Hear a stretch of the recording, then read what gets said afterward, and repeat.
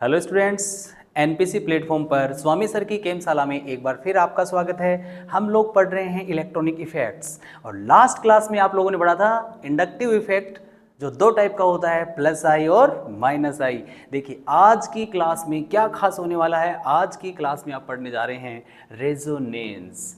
देखिए रेजोनेंस एक most important topic है ऑर्गेनिक केमिस्ट्री में और आज आप इसके बारे में जानेंगे कि क्या होता है रेजोनेंस। देखिए 11th क्लास में हम लोग पढ़ते हैं कि some molecules or species cannot be represented by single structure but which have more than one structures, and those structures are called resonating structure, and the sum of these structures is called resonating hybrid। तो resonating hybrid जो होता है वो उसकी real structure होती है। तो थोड़ा सा मैं एक बार आपको रेजोनेंस के बारे में बता रहा हूँ, फिर उसका इफेक्ट।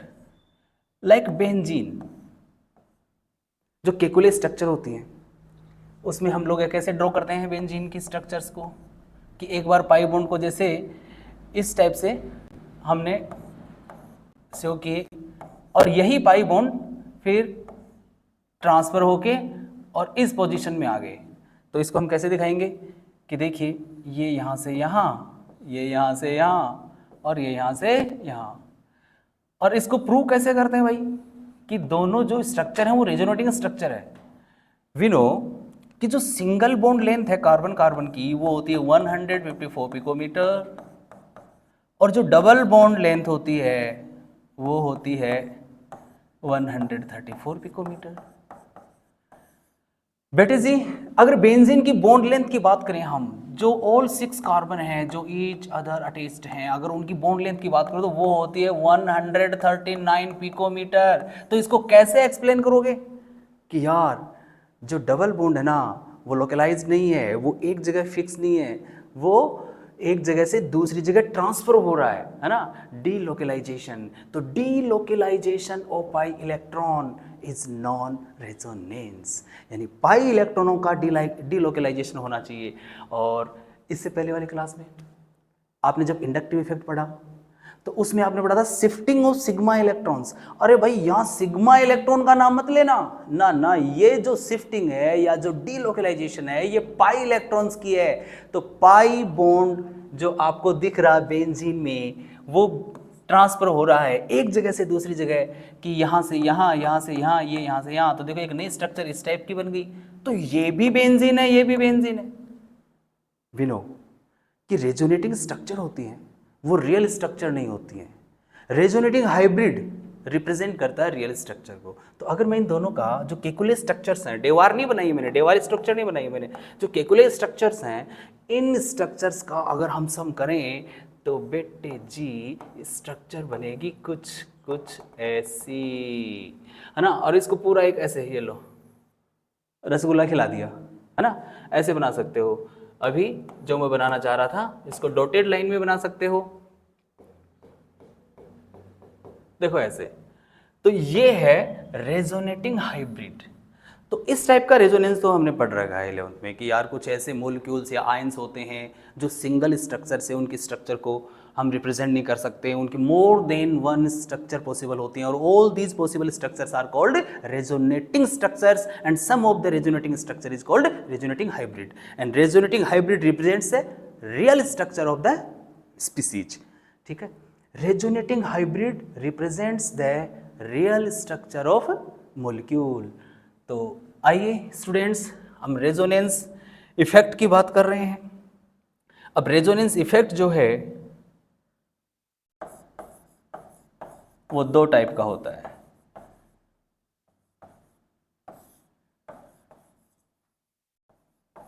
तो इसको अगर हम शॉर्ट फॉर्म में लिखना चाहें तो कैसे लिखेंगे? फर्स्ट पॉइंट इसका कि रेजोनेंस इफेक्ट क्या है? Delocalisation, delocalisation of pi bond,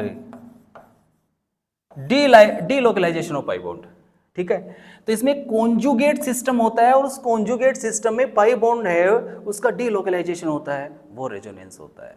जबकि इंडक्टिव में सिग्मा बॉन्ड इलेक्ट्रॉन्स का ट्रांसफर हो रहा था भाई रे, किसी एक साइड में जो मोर इलेक्ट्रोनेगेटिव एलिमेंट था उसकी साइड में ट्रांसफर होती है इलेक्ट्रॉन। लेकिन यहाँ देखिए पाई बॉन्ड का ट्रांसफर होना है। तो स्टूडेंट्स बने रहिए आप एनपीसी क्लास में। आज की इस गेमशाला में देखिए जो रेजोनेंस इफेक्ट है उसको हम दो टाइप से डिवाइड करके पढ़ते हैं। एक तो positive A, positive resonance effect,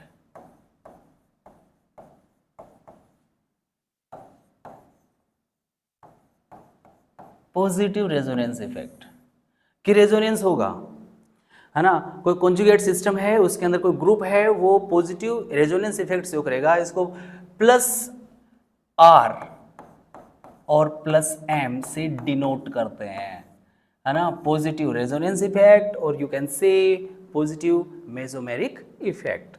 sorry. तो आप देखिए पॉजिटिव रेजोनेंस इफेक्ट में होता क्या है। अरे इसमें होता है कि जो लोन पेयर कंटेनिंग स्पीसीज होती हैं, वो लोन पेयर है वो डोनेट किया जाता है। तो ये लोन पेयर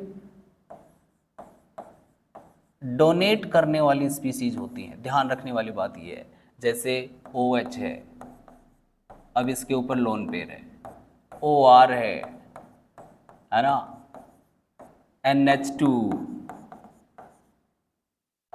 ये देखिए लोन पेयर, NHR, ये देखिए हेलोजन। ये वो स्पीसीज मैं आपके सामने लिख रहा हूँ जिनके पास लोन पेयर अवेलेबल है। और जब ये कॉन्जुगेट सिस्टम में होती हैं, यानी किसी पाई बॉन्ड वाले रिंग या अदर स्ट्रेट चेन के अंदर अटैच्ड होते हैं, तो ये अपना लोन पेयर डोनेट करके अपने से दूर भेज करके और फिर जो इफेक्ट अराइज करते हैं वो होता है पॉजिटिव रेजोनेंस इफेक्ट। देखते हैं जैसे हेलोजन और ये बेंजीन, जो हेलोएरिन आपका पहला चैप्टर है उसमें भी आपने इसकी स्ट्रक्चर्स बनाई होंगी। तो हेलोजन के पास 3 लोन पेयर हैं। अब ये क्या कर रहा है कि हेलोजन अपना लोन पेयर यहाँ इस कार्बन, जो कॉन्जुगेट सिस्टम का ये कार्बन है, इसके साथ में पाई बॉन्ड फॉर्मेशन में अपना लोन पेयर ये डोनेट करेगा। लेकिन यहाँ पाई बॉन्ड तभी फॉर्म हो सकता है जब पहले वाला पाई बॉन्ड ब्रेक हो, क्योंकि कार्बन 5 वैलेंसी तो कर नहीं सकता। अरे भाई कार्बन के 4 बॉन्ड ऑलरेडी पूरे हैं, देखिए 1 2 यहाँ पे 3 और एक वाला 4।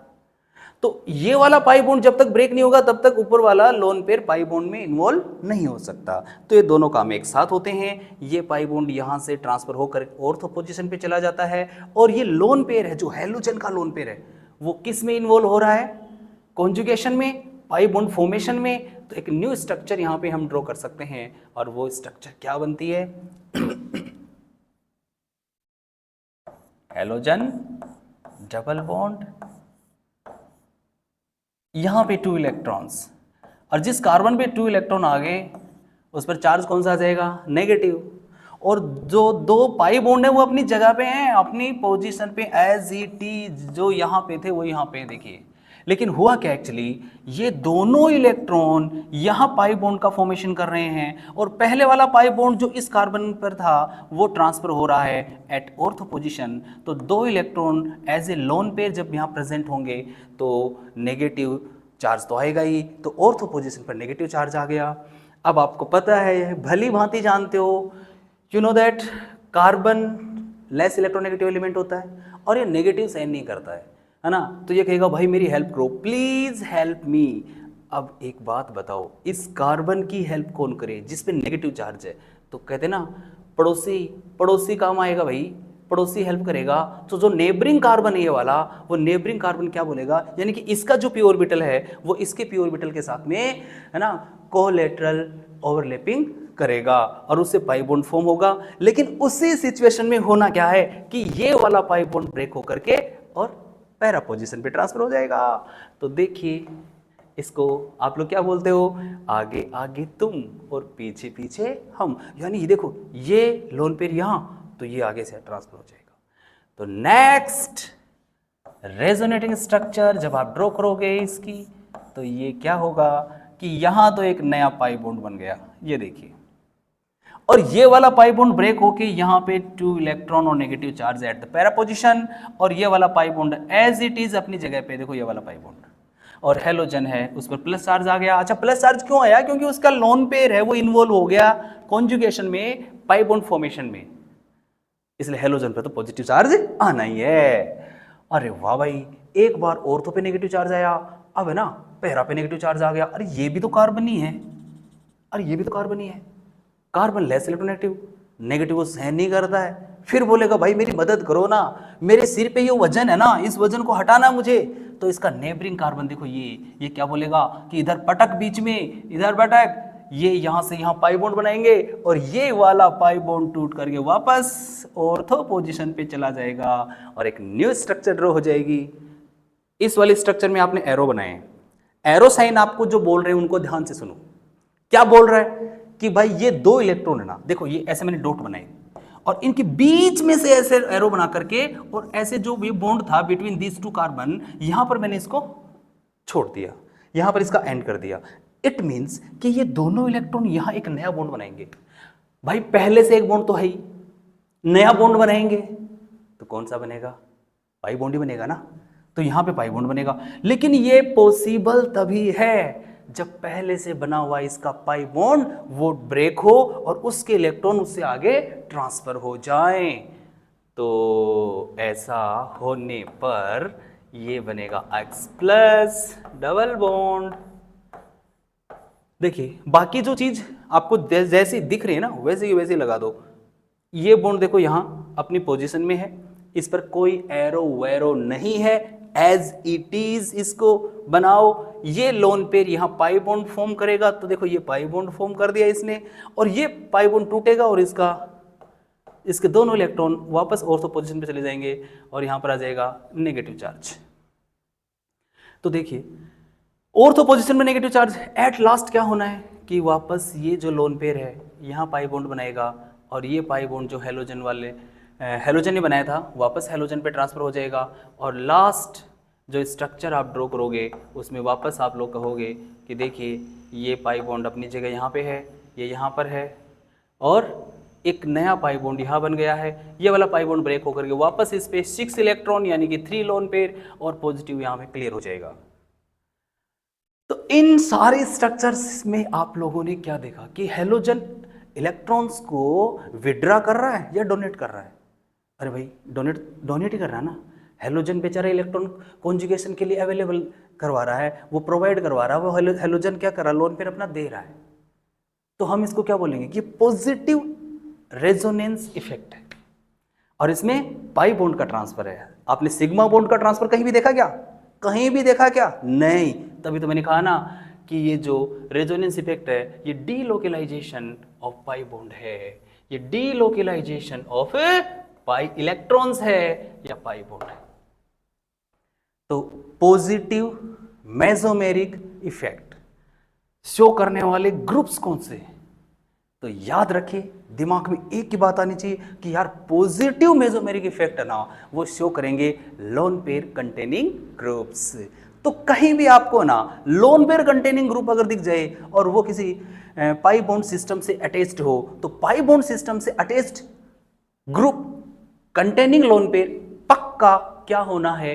Positive resonance effect. ओके चलो भाई आगे देखते हैं कुछ और एग्जांपल अगर आप देखना चाहो। मैंने इतने सारे ग्रुप लिखे हैं, है ना, इसमें ऐड भी कर सकते हो।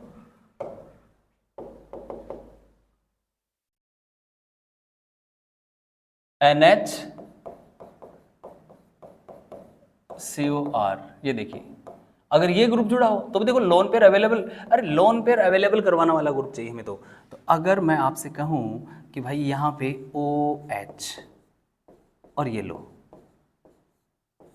इसकी रेजोनेटिंग स्ट्रक्चर आप लोगों को बनानी है। ये फिनोल है और फिनोल की रेजोनेटिंग स्ट्रक्चर्स आपको ड्रॉ करनी है।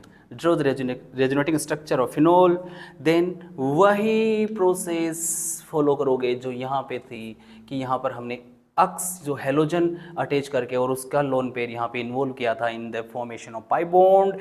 Here hydroxyl group present at the benzene ring and its lone pair takes part in the conjugation with the benzene ring. और यहाँ पर ये पाई बॉन्ड यहाँ से यहाँ ट्रांसफ़र हो जाएगा, तो वापस कौन सी स्ट्रक्चर ड्रॉ होने वाली है, क्योंकि आपको पता है कि ये तभी हो सकता है जब ये वाला पाई बॉन्ड ब्रेक हो, दोनों काम साथ होते हैं और क्या होता है OH, यहाँ डबल बॉन्ड नेगेटिव और ये दोनों यहाँ पे और ये पॉजिटिव। अच्छा, एक देखने वाली बात है कि ऑक्सीजन पे पॉजिटिव आ रहा है और ये जो लोन पेयर है ये कार्बन पे यहाँ पे आ रहा है और नेगेटिव चार्ज यहाँ पे आ रहा है।